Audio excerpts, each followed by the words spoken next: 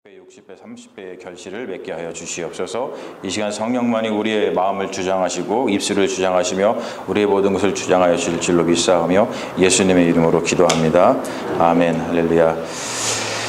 우리 하나님 말씀 디모데전서 2장 1절에서 7절 말씀 가지고서 기도 사역, 중보자는 가로로 쳐져 있습니다. 그 이유가 있는데요. 나중에 말씀드리고 기도 사역이라는 제목으로 우리 하나님 말씀 증거하겠습니다. 확실히 성가대가 멋지배로 정말로 좋아졌고요. 너무 감사하네요. 그래서 여러분 은혜 많이 받으셨죠? 예. 그래서 성가대 끝나니까 저절로 막 박수가 나오잖아요. 그렇죠? 너무나 감사합니다. 한 회사에서 회계 직원 새로운 사원을 모집하기 위해서 면접을 봤는데 5명이 지원을 했습니다. 근데 다 그 사람들이 전직 직업이 달랐어요. 첫 번째 후보가 누구였냐면 전직 기자였습니다. 그래서 면접을 보는데 면접관이 물어봤습니다. 2 더하기 2가 뭐죠? 그래도 기자가 대답하기를 22입니다. 이렇게 대답을 했습니다. 기자는 원래 이렇게 구라를 칩니다. 그리고 두 번째 후보는 전직 엔지니어였어요. 물어봤어요. 2 더하기 2는 뭐죠? 그랬더니 엔지니어가 공학계산기를 꺼내가지고 계산하면서 보여주면서 3.9999에서 4.000001 사이입니다. 이렇게 대답을 했습니다. 세 번째 후보가 전직 변호사였어요. 물어봤어요. 똑같이 2 더하기 2가 뭐죠? 그랬더니 변호사가 이렇게 대답합니다. 96년 일어났던 삼송 기업과 LG 기업의 분쟁의 예를 보면 그 결과는 4입니다. 대답을 했어요. 네 번째 후보가 누구였냐면 전직 세무 공무원이었습니다. 2 더하기가 2죠? 뭐라고 물어봤더니 이 공무원이 주위를 이렇게 살피더니 면접관의 귓속에 대고서 얼마를 원하세요? 이렇게 하더라고요. 마지막 후보가 전직 목사였습니다. 2 더하기 2가 뭐죠? 그랬더니 전직 목사가 대답하기를 주님이 뭐라고 하시는지 우리 다 함께 기도합시다. 여러분, 오늘은 기도 신학에 대한 말씀을 좀 나누려고 합니다. 기도가 무엇인가? 우리가 사실 평소에 기도를 많이 하긴 하는데 기도가 무엇인지에 대해서 잘 모르고 기도하는 경우가 참 많이 있죠. 그리스도인에게 기도라고 하는 것은 단순히 어떤 필요한 것을 주님께 아뢰는 그런 청탁 이런 것이 아니죠. 기도는 한마디로 얘기해서 사역입니다. 사역. 기도는 사역이다. 한번 따라해 보십시오. 기도는 사역이다. 사역이 뭔지 아시죠? ministry.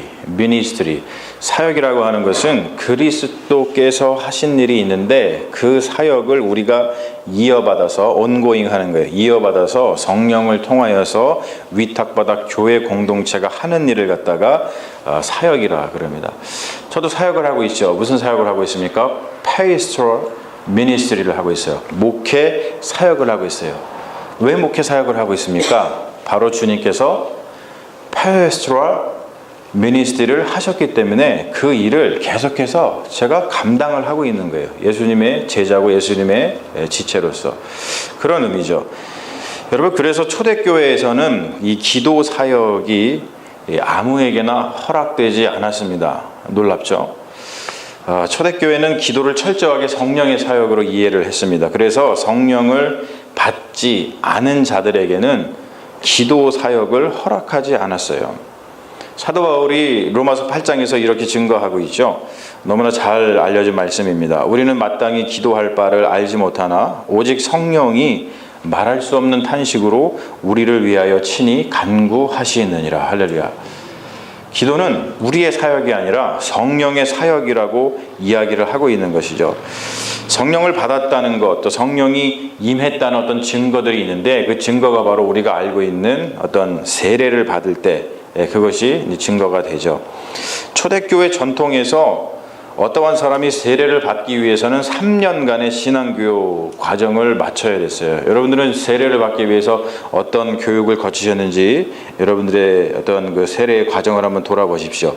그 3년 동안 초대교회에서는 매년 매일같이 아침 저녁으로 기도에 참여해야만 했습니다.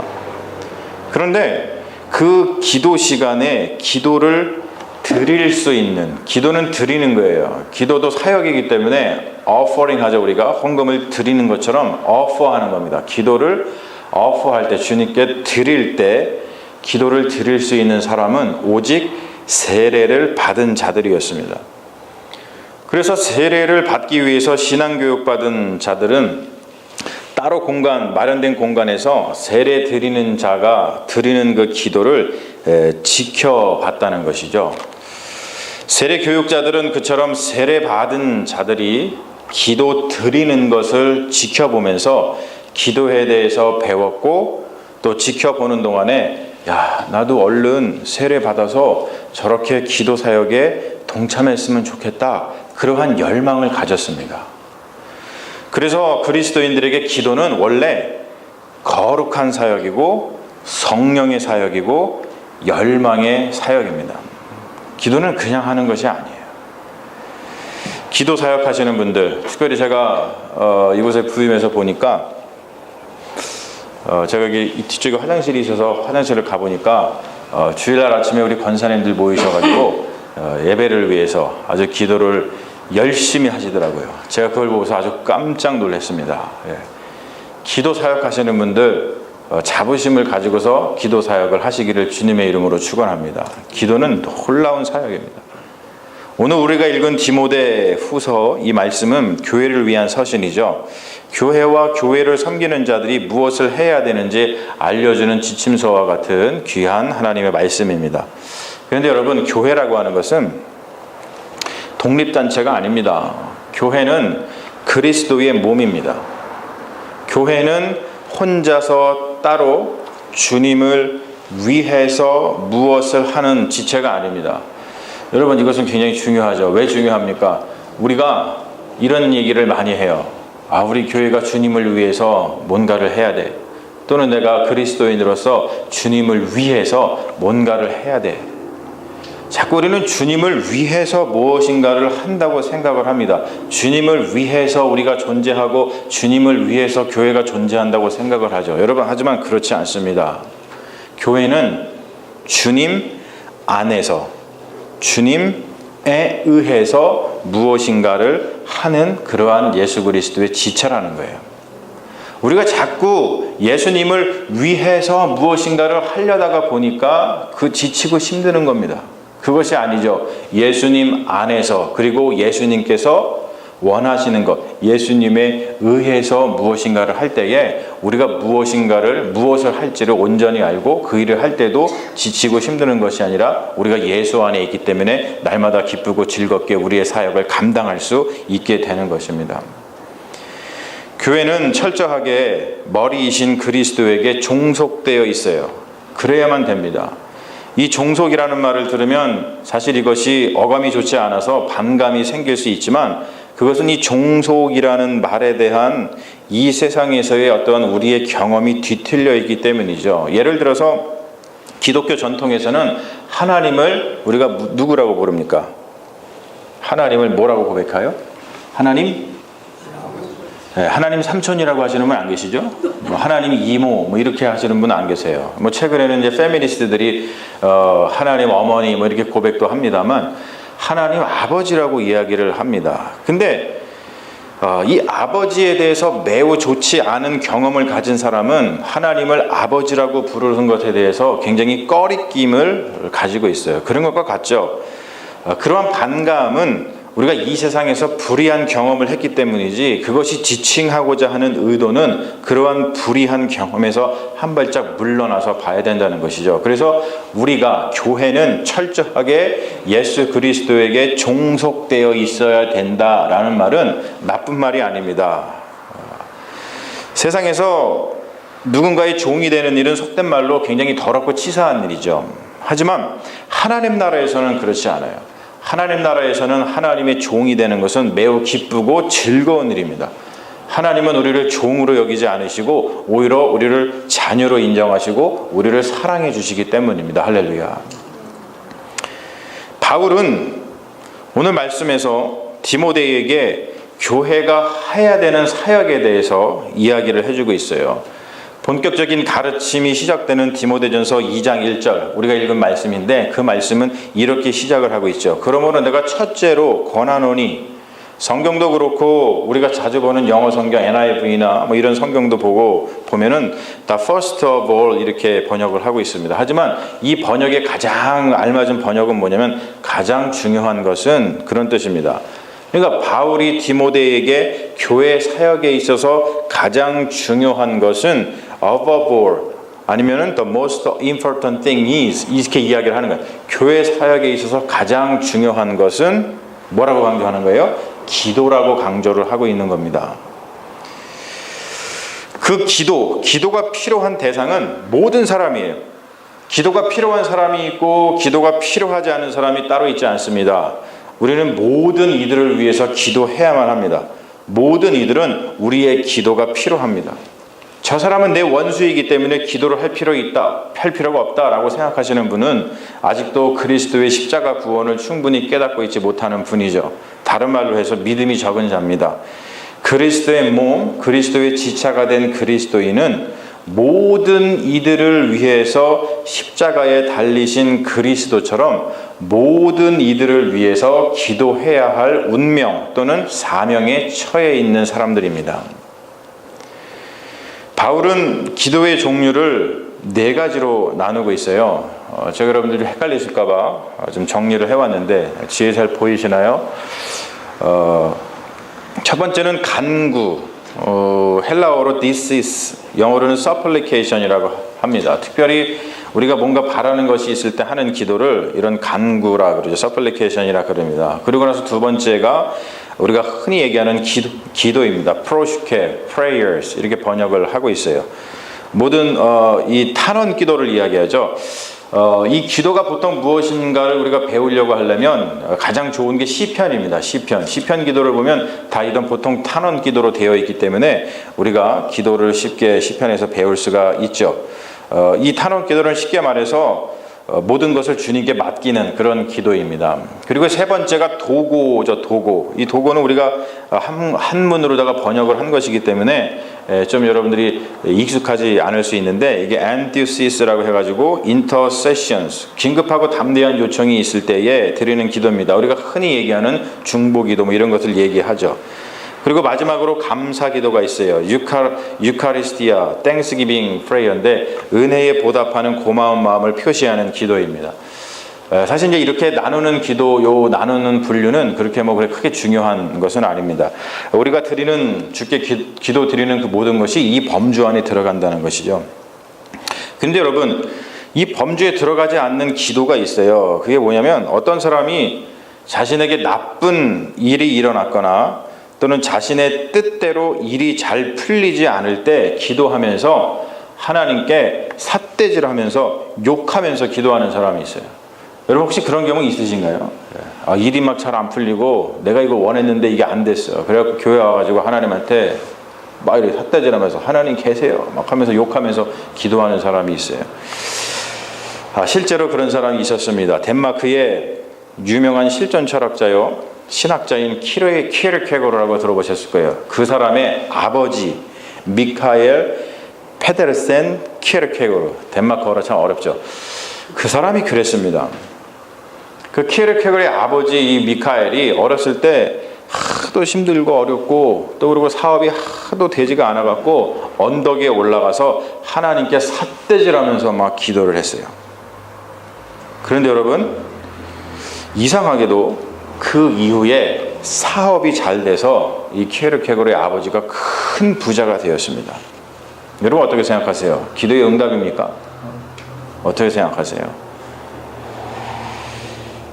키르케고르의 아버지는 그것을 기도의 응답이라고 생각하지 않았습니다. 그 키르케고르 아버지가 뭐라고 생각하냐면 자기가 불경스럽게도 하나님을 욕하고 삿대질한 것 때문에 하나님으로부터 버림받아서 오히려 그렇게 부자가 되었다고 생각을 했어요. 그것 때문에 키르케고르 아버지가 평생 우울하게 살았고 그 우울적인 어떤 기질이 막내 아들이었던 우리가 잘 아는 쉐렌 키르케고르한테 물려졌다고 생각을 하고 있죠. 여러분 혹시 동일한 경험을 가지고 계신 분들은 심각하게 자신의 기도를 돌아볼 필요가 있습니다. 사랑하는 여러분, 하나님의 선하신 뜻을 믿는다면 우리는 함부로 하나님 앞에서 불경스러운 기도를 드릴 수가 없습니다. 하나님의 선하신 뜻을 믿으십시오. 할렐루야. 2절 말씀에 보면, 오늘 말씀 2절에 보면 언뜻 보기에 이해하기 쉽지 않은 기도 사역이 나와요. 바울이 기도를 하되 뭐라고 얘기를 하냐면, 임금들과 높은 지위에 있는 모든 사람을 위하여 기도하라 라고 권면을 합니다. 그 사람들을 위하여 기도해야 하는 이유를 바울은 다음과 같이 이야기를 하고 있죠. 뭐라 그러냐면, 이는 우리가 모든 경건과 단정함으로 고요하고 평안한 생활을 하려 함이라, 이렇게 얘기를 해요. 자, 이거 보십시오. 언뜻 보면은 임금들과 높은 지위에 있는 모든 사람들을 위한 기도가 일종의 아부처럼 느껴져요. 너네들 편안하게 살려면 권력을 잡은 자들을 위해서 기도해야 돼, 이렇게 얘기하는 것처럼 느껴집니다. 실제로 한국이나 미국의 국가 조찬 기도회가 있어요. 그 국가 조찬 기도회가 왜 있냐면 바로 이 말씀에 근거해서 실행되고 있는 것입니다.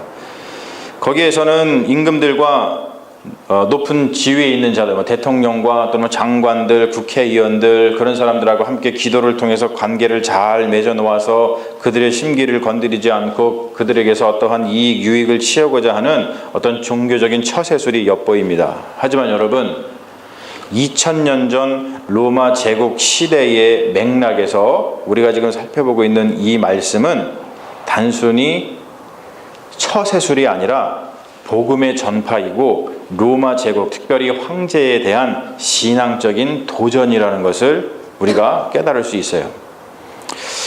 이것을 이해하기 위해서는 로마 역사 배경이 조금 필요합니다. 아마 여러분들도 많이 들어보셔서 아실 거예요. 로마가 주전 510년경에 세워졌죠. 근데 원래 로마는 제국이 아니라 공화국이었습니다. 두 사람의 집정관, 또는 나중에는 삼두정치라 해가지고 3명의 집정관이 공동으로 나라를 다스렸죠. 그러한 체제를 유지해 오다가 주전 한 4-50년경에 우리가 잘 아는 율리우스 캐사르라고 하죠. 율리우스 시저 때에 그 체제가 무너져요. 그러니까 2두정치, 3두정치 하던 그 공화정이 무너지고, 그때부터 로마는 한 명의 황제가 다스리는 제국의 형태로 통치 체제가 바뀝니다. 그런데 문제는 뭐였냐면, 로마 황제가 다스리는 체제로다가 들어서고 나서 이 시저의 신격화가 진행되는데, 이것은 황제를 통해서 이 통치를 용이하게 하기 위한 정치적인 술수였습니다. 로마는 전체적으로 황제를 신격화시킵니다. 그래서 황제는 마침내 인간이 아니라 하나님의 아들이 되고, 그리고 또 이 땅에 임한 메시아, 구원자가 되었어요. 여러분, 성경에서 예수 그리스도를 자꾸 하나님의 아들, 그리고 우리를 구원하시는 메시아 그리스도로 계속 강조하는 이유가 다른 데 있지 않아요. 바로 이것 때문에 그렇죠. 그 당시에 이미 세상에서 인정하는 하나님의 아들과 메시아가 있었습니다. 그가 누구라고요? 로마의 황제라고요. 이제 하나님의 아들이요 구원자인 황제의 보호 아래 들어온 모든 이들은 다른 누구가 아니라 바로 황제에게 기도를 드려야만 했어요.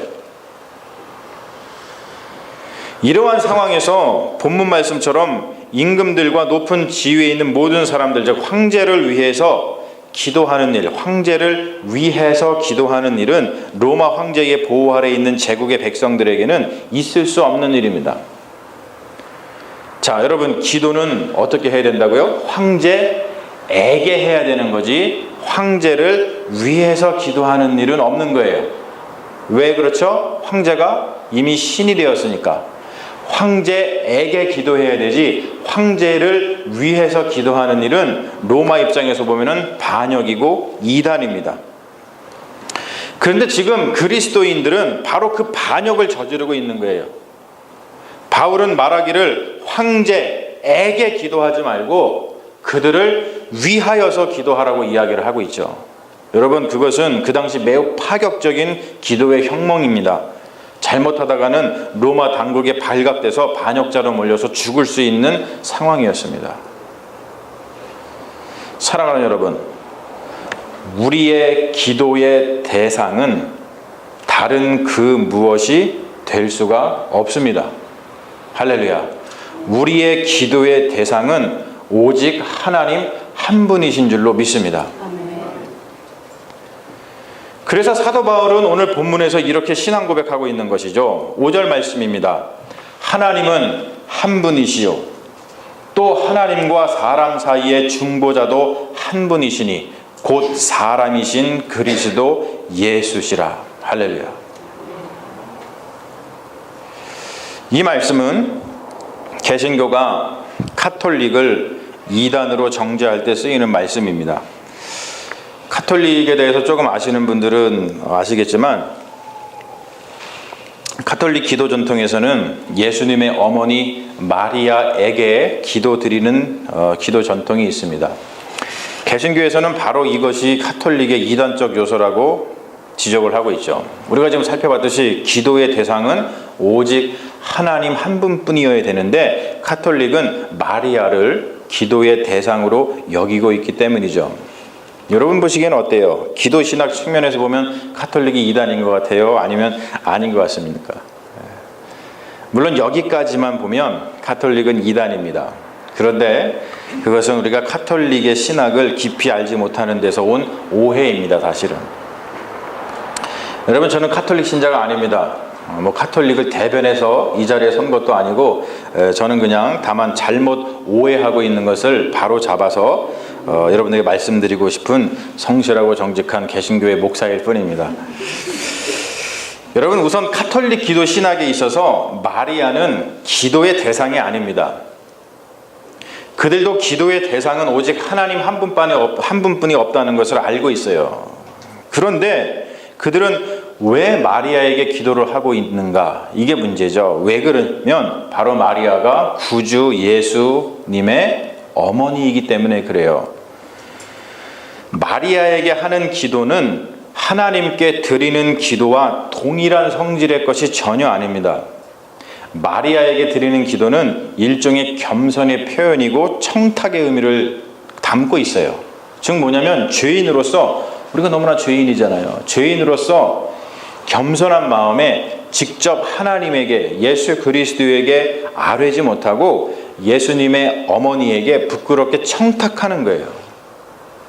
물론 여러분, 이렇게 마리아를 통해서 기도를 아뢰는 이 카톨릭의 기도 신학에 문제가 전혀 없는 것은 아닙니다. 한 가지 예를 들자면 우리는 예수 그리스도의 피로 보혈로 죄 씻음을 받았기 때문에 부족하지만 담대한 마음을 가지고 주님께 나아가서 기도하는 것도 구원받은 그리스도인으로서의 권리와 의무가 됩니다. 그러나 우리는 그들이 차마 주님께 직접 아뢰지 못하고 주님의 어머니를 통해서 아뢰는 그 겸손한 마음은 배워야 된다고 믿어요. 여러분, 담대한 기도와 뻔뻔한 기도는 다른 거예요. 아까 제가 키에르케고르의 아버지를 통해서 예를 들었죠. 그런 뻔뻔한 기도와 우리가 담대한 기도는 다른 거죠. 담대함을 갖더라도 우리는 날마다 우리의 죄인된 겸손함을 잊으면 안 된다는 것이죠. 하나님은 한 분이십니다. 또한 하나님과 사람 사이의 중보자도 한 분입니다. 사랑하는 여러분, 여러분들은 누구에게 기도하고 계십니까?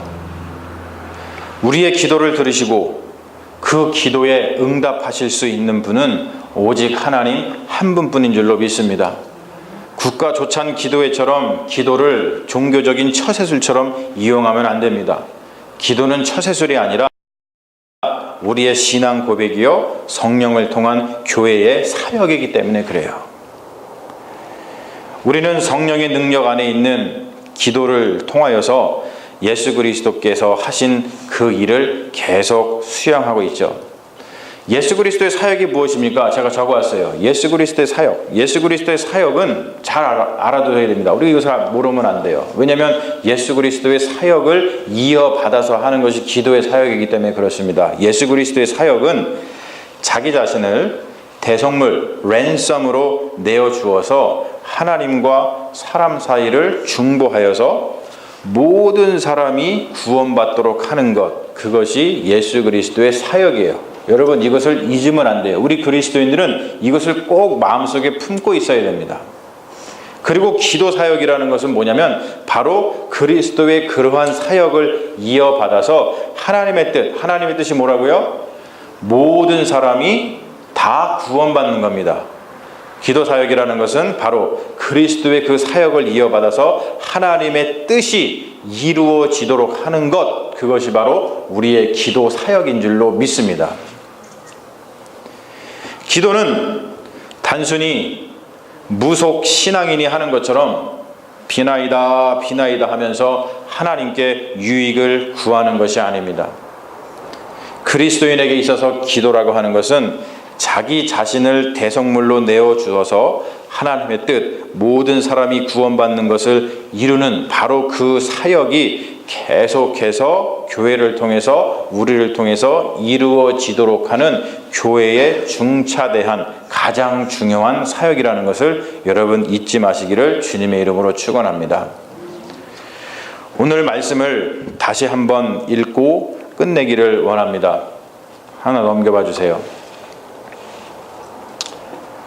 오늘 말씀을 요약한 말씀입니다. 모든 사람을 위하여. 빠뜨리는 사람이 있으면 안 돼요. 그 사람이 아무리 여러분들의 원수라 할지라도 절대로 여러분들의 기도에서 빠뜨리지 마십시오. 모든 사람을 위하여 간구와 기도와 도고와 감사를 하라. 이것이 우리 구주 하나님 앞에 선하고 받으실 만한 것이니 하나님은 모든 사람이 구원을 받으며 진리를 아는 데에 이르시기를 원하시느니라. 아멘. 할렐루야. 우리 시간 다 같이 기도하겠습니다.